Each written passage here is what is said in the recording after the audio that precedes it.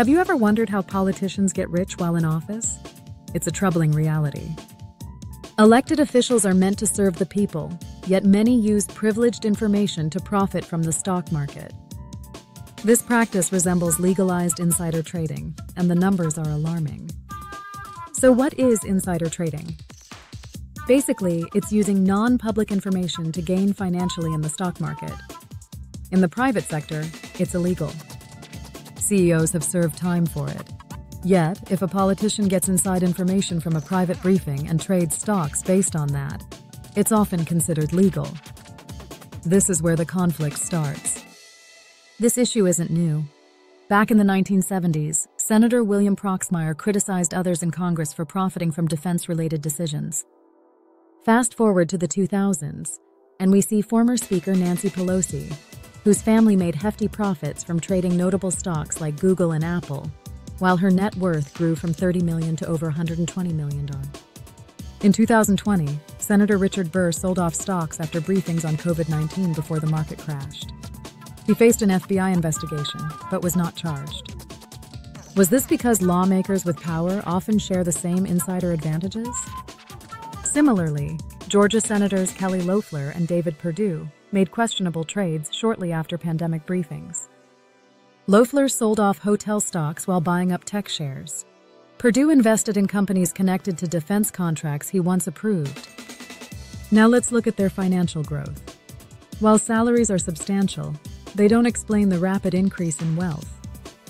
For instance, Mitch McConnell started with about $3 million in 2005, but climbed to $35+ million by 2020. As a civil servant, his salary would have put him at a fraction of that.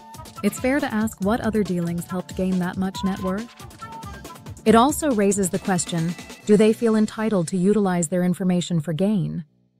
This behavior creates a massive conflict of interest. Politicians write laws affecting industries, receive early briefings, and can delay public disclosure of their trades. Although it would be illegal in private business, in Congress, it's often dismissed as bad optics. The Stock Act, passed in 2012, aimed to prevent this. It was designed to stop officials from trading on insider info and required disclosures within 45 days. However, enforcement is nearly non-existent, with fines being trivial. Moreover, loopholes allow family members to engage in trading without restrictions, making it easy to bypass the law. Public outrage is becoming increasingly widespread. Over 75% of Americans agree that Congress members should not be able to trade individual stocks. Many bipartisan bills aimed at enforcing blind trusts for politicians have been blocked. Social media accounts now track political trades, shining a light on this unchecked practice. Ultimately, when politicians treat public service as a means for personal enrichment, trust in government declines. The trading of stocks by politicians is more than unethical. It's a conflict of interest that undermines civil service. Until real laws are enacted, like banning trades, enforcing blind trusts, or requiring politicians to full income transparency, this behavior will continue. Know of other conflicts of interest our civil servants tend to exploit? Sound off below.